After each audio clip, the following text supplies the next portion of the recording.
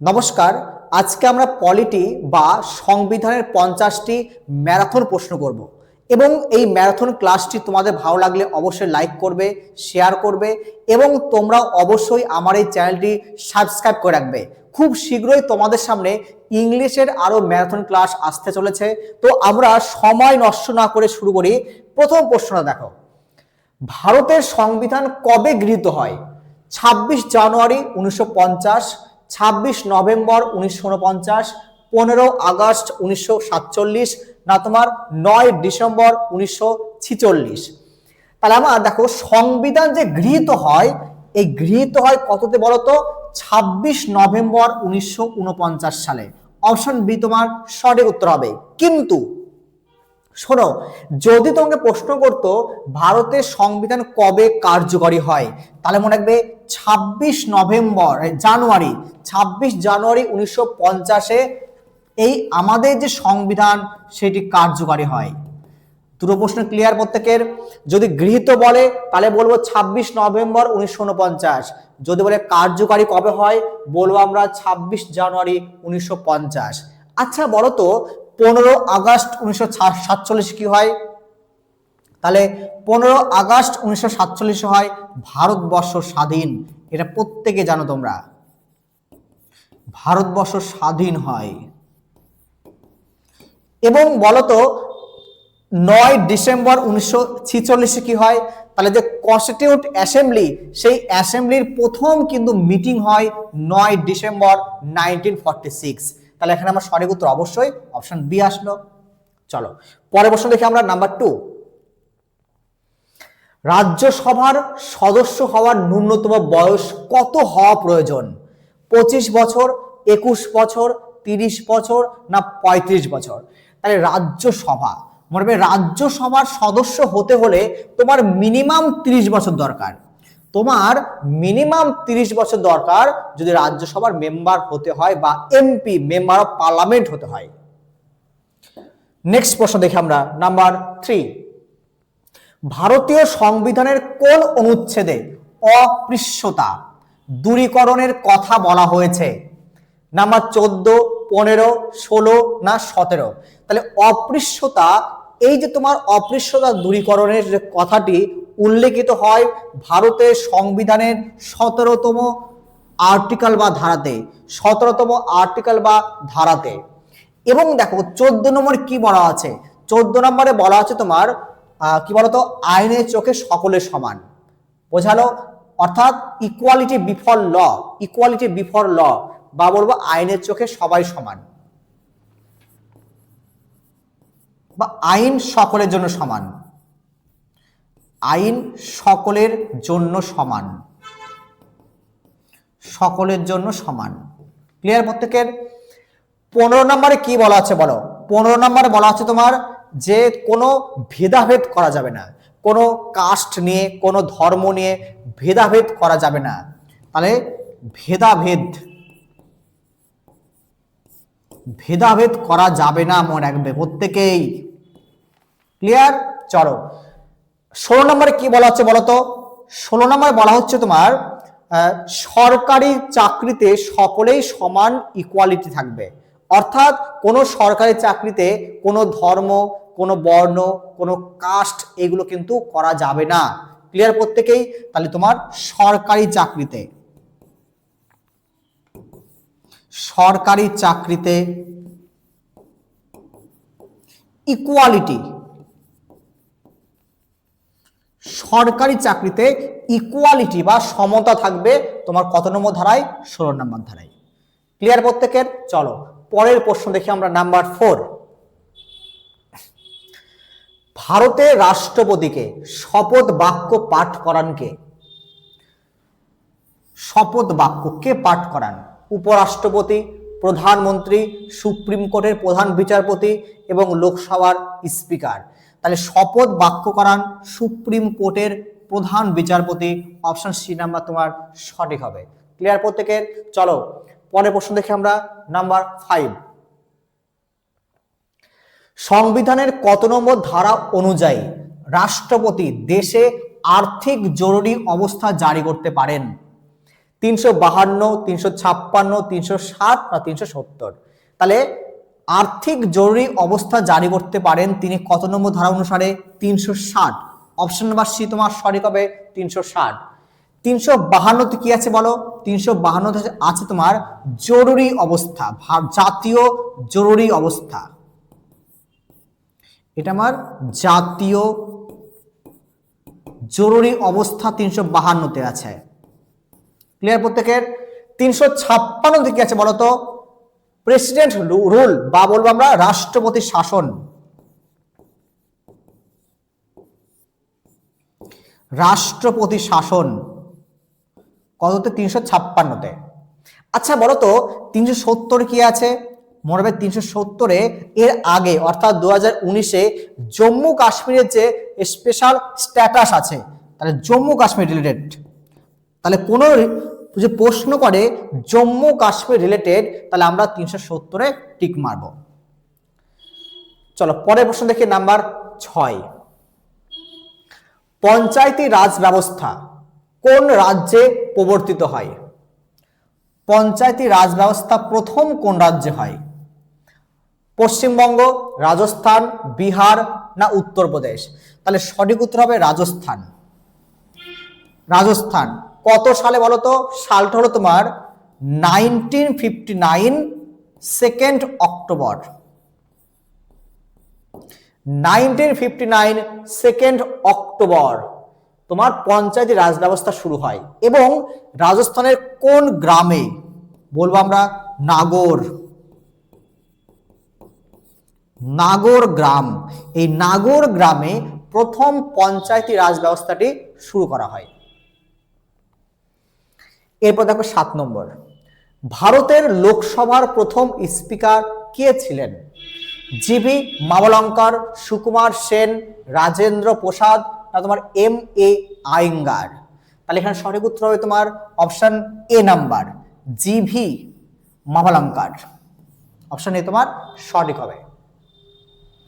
এরপর 8 নম্বর দেখো, মৌলিক অধিকারের অভিভাবক কাকে বলা হয়? মৌলিক অধিকারের অভিভাবক কাকে বলা হয়? সংসদ, রাষ্ট্রপতি, বিচারপতি না প্রধানমন্ত্রী? তোমরা যারা এখনো আমাদের চ্যানেলটি সাবস্ক্রাইব করোনি তারা অবশ্যই করে নাও তাড়াতাড়ি। খুব শীঘ্রই তোমাদের গ্রুপ সি এর জন্য ইংলিশের ম্যারাথন ক্লাস আসতে চলেছে, অবশ্যই তোমরা সাবস্ক্রাইব করে রাখো। তাহলে সঠিক উত্তর কি হবে? অপশন সি, বিচার বিভাগ। ক্লিয়ার? আমাদের যে মনে রাখবে, আমাদের সংবিধান যদি বলতো এখানে, তা হতো কিন্তু বিচার বিভাগ। মনে রাখবে আমাদের সংবিধানের যে রক্ষাকর্তা সেটা কে করেন? সুপ্রিম কোর্ট বা আমাদের বিচার বিভাগ। এরপর দেখো নাম্বার 9, কততম সংবিধান সংশোধনীর মাধ্যমে ভোটদানের বয়স 21 থেকে 18 করে দেওয়া হয়? খুব পরীক্ষা আসে প্রশ্নটি। 42তম, 44তম, 61তম না 73তম? তাহলে আমরা বলবো এখানে কি বলতো? 61তম, 61।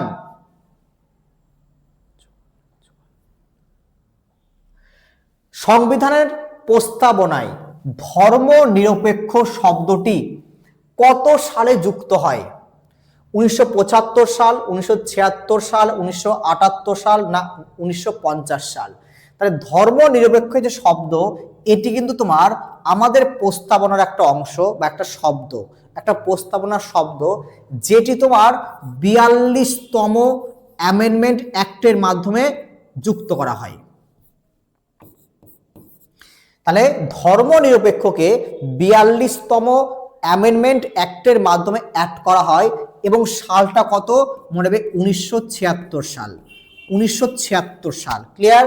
তাহলে এখানে সঠিক উত্তর কি হবে? অপশন বি, 1976 সাল।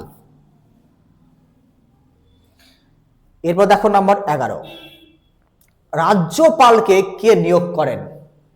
মুখ্যমন্ত্রী, রাষ্ট্রপতি, প্রধানমন্ত্রী না প্রধান বিচারপতি? তাহলে কিন্তু এখানে দেখো তোমার অবশ্যই রাজ্যপালকে নিয়োগ করবেন অপশন নাম্বার বি, রাষ্ট্রপতি।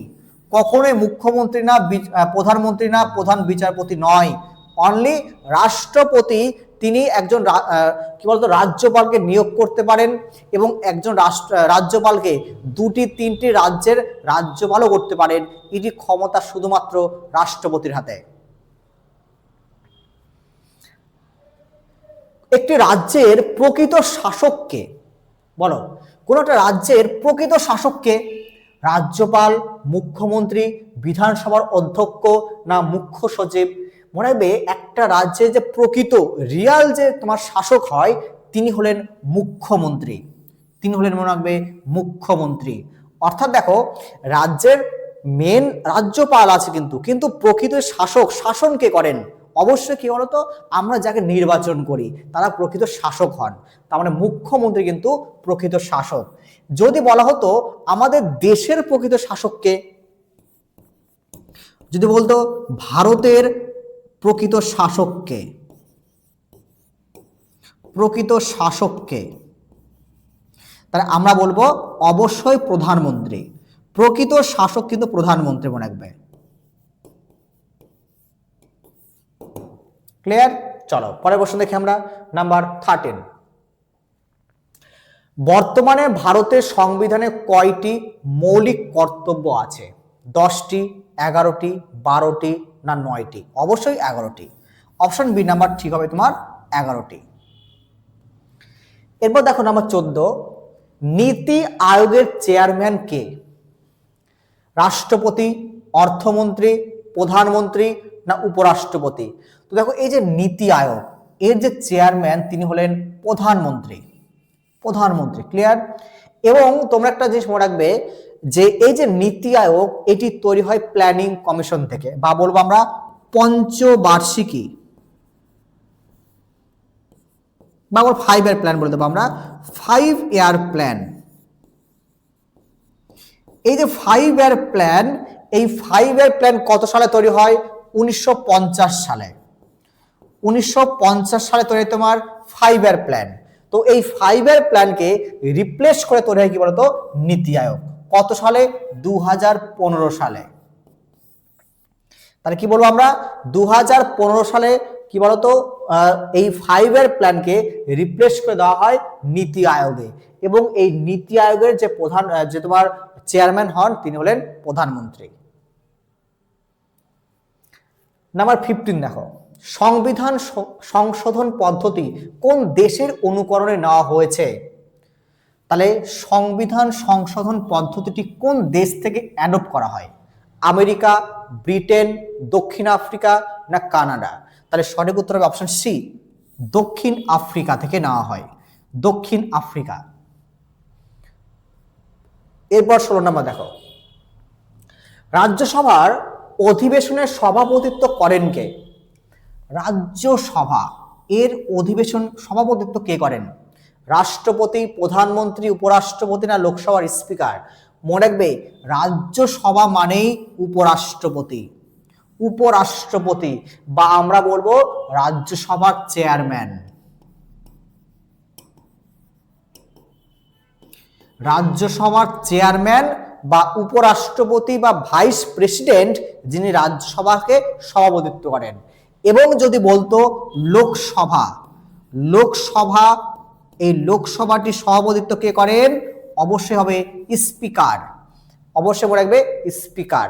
লোকসভার যিনি স্পিকার তিনি কিন্তু লোকসভাকে সভাপতিত্ব করেন। ভারতের প্রথম নির্বাচন কমিশনার কে? কি হবে? সুনীল অরোরা, সুকুমার সেন, টি.এন. শেষান না নগেন্দ্র সিং? অবশ্যই কি হবে বলো? সুকুমার সেন। সবাই জানি আমরা এটা, আমরা প্রত্যেকে স্টাডি জিকেতে পড়েছে কিন্তু যে ভারতের প্রথম নির্বাচন কমিশনার হন সুকুমার সেন।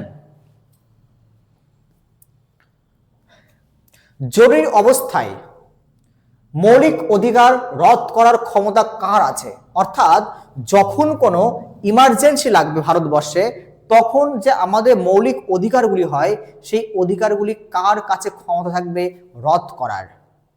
Supreme court? না, কখনোই না। সংসদ? না। প্রধানমন্ত্রী? না। অনলি রাষ্ট্রপতি। অনলি রাষ্ট্রপতির কিন্তু হাতে ক্ষমতা থাকবে মৌলিক যে অধিকার সেই অধিকারকে রদ করার। কোন ধারা অনুযায়ী রাজ্যে রাষ্ট্রপতি শাসন জারি করা হয়? একটু আগেই বলা হলো তোমাদের যে রাষ্ট্রপতি শাসন জারি করা হয় 356 নম্বর ধারা অনুযায়ী। 356 নম্বর ধারা অনুযায়ী, মানে কোনটি সঠিক উত্তর? অপশন বি সঠিক উত্তর। এরপর দেখো নাম্বার 20, দলত্যাগ বিরোধী আইন কোন তপশিলে আছে? দলত্যাগ বিরোধী মানে কি? Anti defection law. Anti defection law. তো অ্যান্টি ডিফেকশন ল এটি মনে হবে 52তম অ্যামেন্ডমেন্ট অ্যাক্টের মাধ্যমে এটা কিন্তু অ্যাড করা হয়। 52তম অ্যামেন্ডমেন্ট অ্যাক্টের মাধ্যমে অ্যান্টি ডিফেকশন লটা নিয়ে আসা হয় এবং এটি মনে রাখবে আমাদের শিডিউল, সেই শিডিউলের 10 নম্বরে আছে। শিডিউল 10 নম্বরে আছে তোমার অ্যান্টি ডিফেকশন ল বা দল ত্যাগ বিরোধী আইন। খুব ইম্পর্টেন্ট, তোমরা দেখে রাখবে। ভারতের সর্বোচ্চ আদালত কোনটি? তোমরা প্রত্যেকেই পারবে এটা কি বলবার।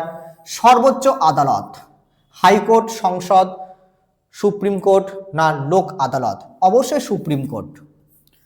ভারতের সর্বোচ্চ আদালত হলো সুপ্রিম কোর্ট। এবং মনে রাখবে সুপ্রিম কোর্ট তৈরি হয় যে প্রথমে দেখো যে যদি বলি আমরা ব্রিটিশ আমলে, তখন ধরো সুপ্রিম কোর্টটি তৈরি হয় 1773 রেগুলেটিং অ্যাক্ট।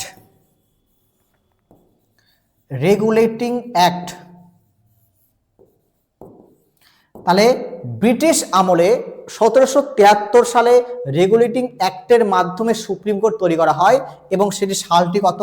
1774 সাল। তাহলে অনেক সময় কিন্তু প্রশ্ন করেছে তোমার যে সুপ্রিম কোর্ট প্রথম কত সালে তৈরি হয়? বলবো আমরা 1974 সালে। কোন অ্যাক্টের মাধ্যমে? রেগুলেটিং অ্যাক্টের মাধ্যমে।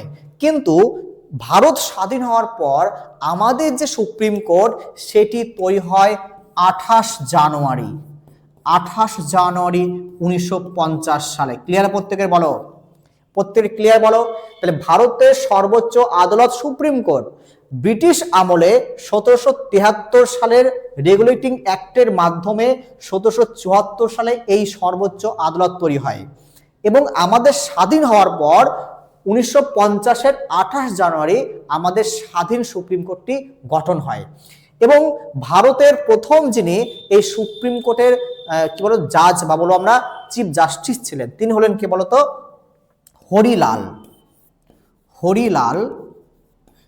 হরিলাল জে কানিয়া।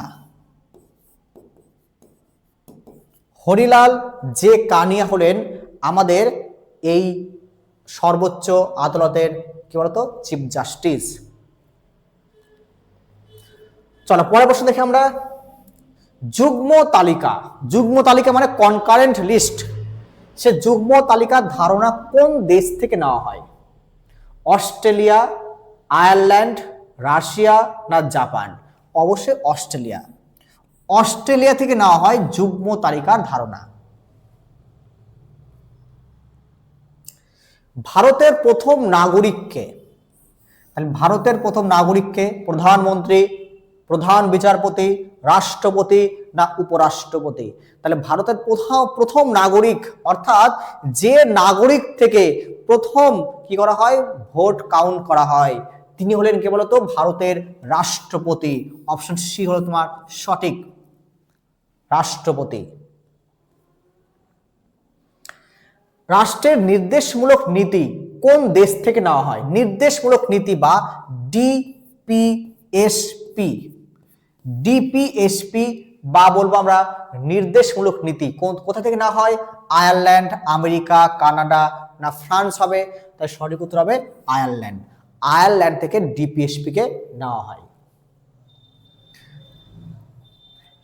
বিধানসভার সদস্য হওয়ার ন্যূনতম বয়স কত? দেখো মনে রাখবে লোকসভার সঙ্গে সবসময় বিধানসভা তুলনা করবে। মনে রাখবে লোকসভা যা যা করে মানে আমাদের দেশের হিসাবে লোকসভার যা যা নিয়ম আমাদের রাজ্য হিসাবে বিধানসভার তাই নিয়ম থাকে। তাহলে অবশ্যই আমার উত্তর কত হবে? 18 হবে না, 21 হবে না, 30 হবে না, 25। বিধানসভার সদস্য হওয়ার ন্যূনতম বয়স হবে 25 বছর। সুপ্রিম কোর্টের বিচারপতির অবসর বয়স কত? 62, 65, 60 না 70? অবশ্যই 65 বছর। সুপ্রিম কোর্টের বিচারপতির অবসর বয়স হয় 65 বছর। এরপর দেখি আমরা অর্থ বিল প্রথম কোথায় পেশ করা হয়? অর্থ বিল, তাহলে এই যে অর্থ বিল, এটি কত নম্বর ধারাতে আছে? 110। ধারা নম্বর 110-এ আছে তোমার অর্থ বিল। এবং এই অর্থ বিল প্রথম কোথায়? নট সুপ্রিম কোর্ট, বিধান পরিষদ, রাজ্যসভা, অনলি লোকসভা, অনলি লোকসভা। তাহলে অর্থ বিলকে অর্থ বিল 110 নম্বর ধারায় রয়েছে, যেটিকে লোকসভায় প্রথম ইন্ট্রোডিউস করা হয়। কোনো রাজ্যসভায় কিন্তু এখানে কোনো কাজ নেই, ওরা মানে জাস্ট বসে থাকে, কোনো কাজ নেই ওদের। ওকে, এবং যে অর্থ বিল, কোন একটা বিল ধরো, সেই বিলটা অর্থ বিল না অর্থ বিল নয়, এটি ডিসাইড কে করবেন? মনে রাখবে স্পিকার।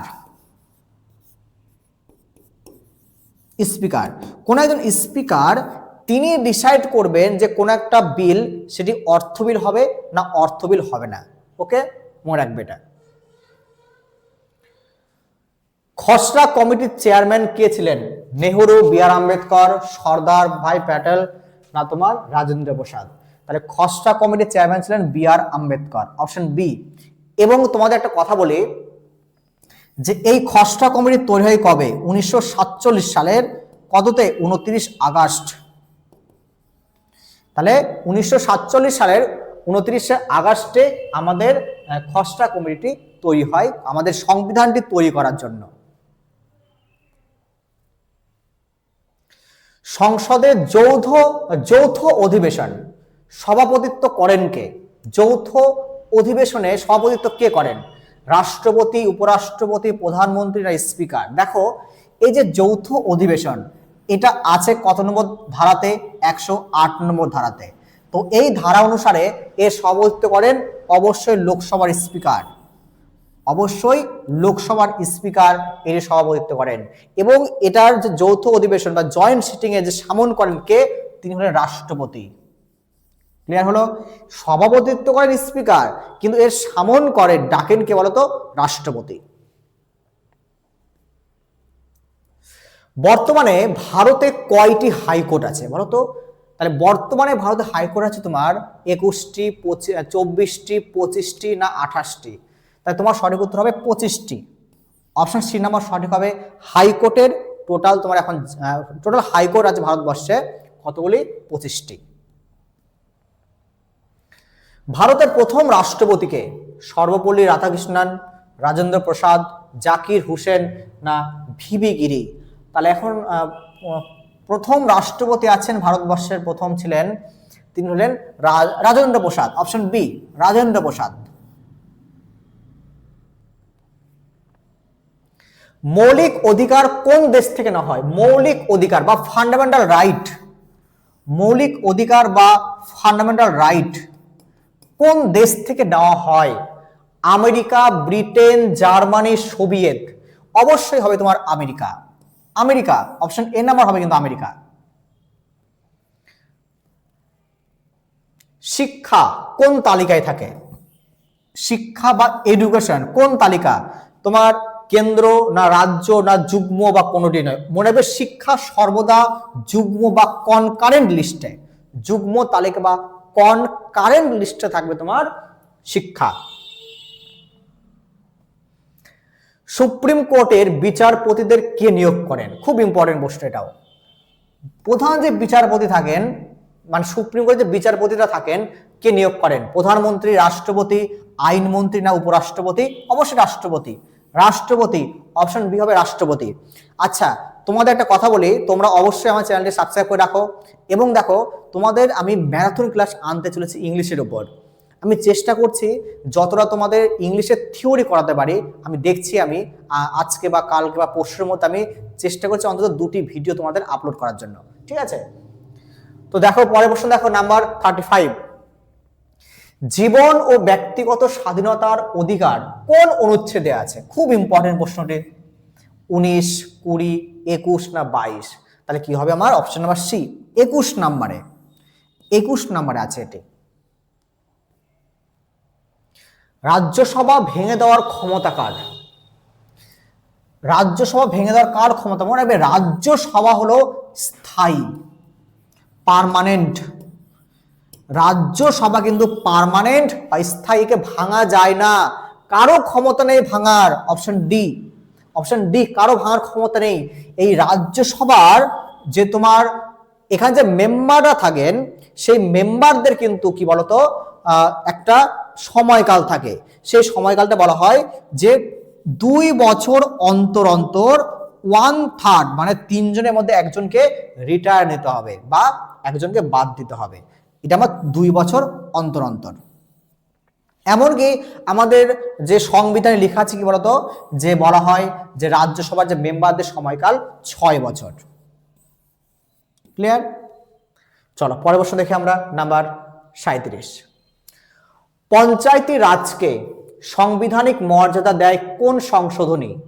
42তম, 44তম, 73তম না 78? অবশ্যই অপশন সি, 73।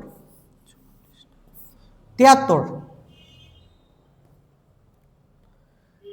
উপরাষ্ট্রপতি পদাধিকার বলে কোন কক্ষের চেয়ারম্যান? মানে বলা হচ্ছে কি যে উপরাষ্ট্রপতি কোন সভার চেয়ারম্যান থাকেন?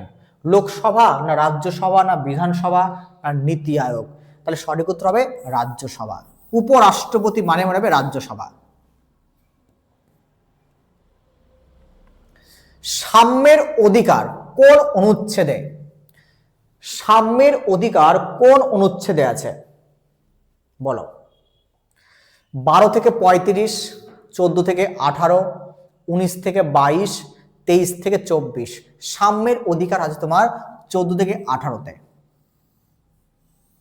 ক্লিয়ার? আর 19 থেকে 22-এ কি আছে? 19 থেকে 22-এ তোমার ওই যে স্বাধীনতার অধিকার। আর আমরা 12 থেকে 35 বলে ডিরেক্ট কি ফান্ডামেন্টাল রাইট, পুরোটা ফান্ডামেন্টাল রাইট কততে? 12 থেকে 35-এ। অ্যাটর্নি জেনারেলকে কে নিয়োগ করেন? রাষ্ট্রপতি, প্রধান বিচারপতি, প্রধানমন্ত্রী না স্পিকার? তাই এখানে তোমার সঠিক উত্তর হবে রাষ্ট্রপতি। অ্যাটর্নি জেনারেল তোমার রাষ্ট্রপতি। গণপরিষদের প্রথম অস্থায়ী সভাপতি কে? কে ছিলেন? রাজেন্দ্র প্রসাদ, সচিদানন্দ সিনহা, আম্বেদকর না তোমার মুন্সি? তাহলে অস্থায়ী সভাপতি ছিলেন সচিদানন্দ সিনহা। অপশন বি তোমার সঠিক হবে। এবং যদি স্থায়ী বলে তাহলে রাজেন্দ্র প্রসাদ। স্থায়ী সভাপতি ছিলেন তোমার রাজেন্দ্র প্রসাদ, আর অস্থায়ী হলেন সচিদানন্দ সিনহা। সংবিধানের আত্মা কাকে বলা হয়? প্রস্তাবনা, মৌলিক অধিকার, ডিপিএসপি না নাগরিকত্বকে? তাহলে সংবিধানের আত্মা বলা হয় এ নাম্বার, প্রস্তাবনা, প্রিয়াম্বল। প্রিয়াম্বল বা প্রস্তাবনাকে বলা হয় সংবিধানের আত্মা বলা হয়। এবার দেখো নাম্বার 43, দেখো ভাষার ভিত্তিতে প্রথম কোন রাজ্যটি তৈরি হয়? পশ্চিমবঙ্গ, অন্ধ্রপ্রদেশ, তামিলনাড়ু না কেরালা? অবশ্যই অবশ্যই বি, অপশন বি, অন্ধ্রপ্রদেশ। এবং সালটিও মনে রাখবে তোমরা, সালটি কত বলো তো? 1953। 1953 সালে প্রথম অন্ধ্রপ্রদেশ ভাষা ভিত্তিক রাজ্য গড়ে ওঠে। দীর্ঘতম মেয়াদের প্রধানমন্ত্রী কে ছিলেন? ইন্দিরা গান্ধী, মনমোহন সিং, জওহরলাল নেহরু না বাজপেয়ী? অবশ্যই জওহরলাল নেহরু। জওহরলাল নেহরু সবচেয়ে বেশি দীর্ঘমেয়াদী আমাদের প্রধানমন্ত্রী ছিলেন। জরুরি অবস্থায় কোন অধিকার স্থগিত হয় না? অর্থাৎ আমার রাষ্ট্রপতি শাসন হোক বা তোমার জাতীয় জরুরি অবস্থা হোক বা আর্থিক অবস্থা হোক, এই ক্ষেত্রে কোন আর্টিকেলটি কি বলতো স্থগিত হয় না?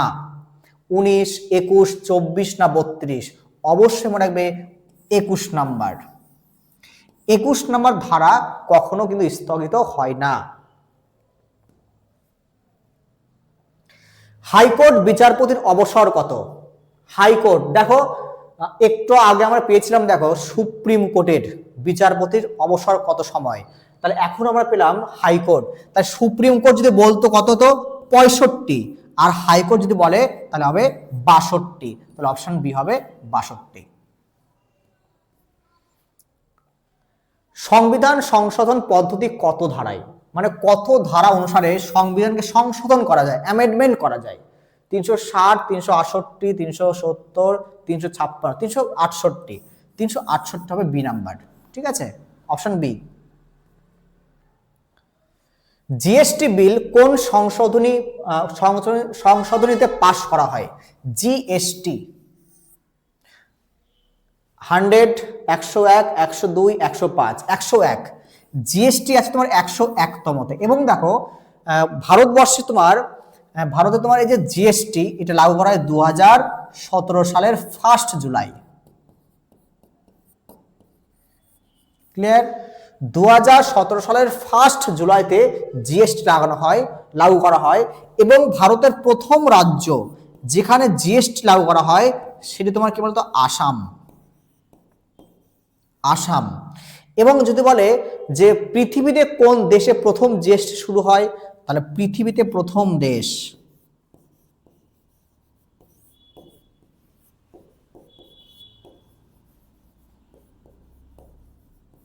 তার নাম মনে হবে ফ্রান্স।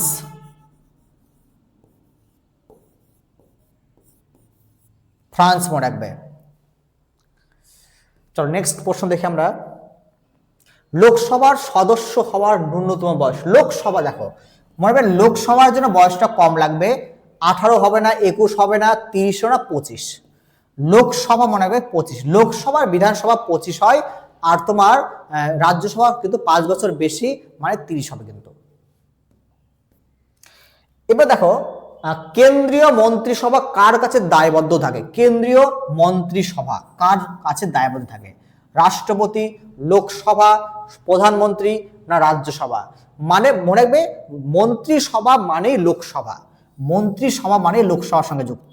অপশন বি তোমার সঠিক হলো। এই হলো আমাদের খুবই খুবই গুরুত্বপূর্ণ 50টি প্রশ্ন। তোমরা অবশ্যই ভিডিওটি দেখবে, লাইক করবে এবং শেয়ার করবে। এবং এখনো যারা আমার এই চ্যানেলে সাবস্ক্রাইব করোনি তারা এক্ষুনি একদম সাবস্ক্রাইব করে রাখো।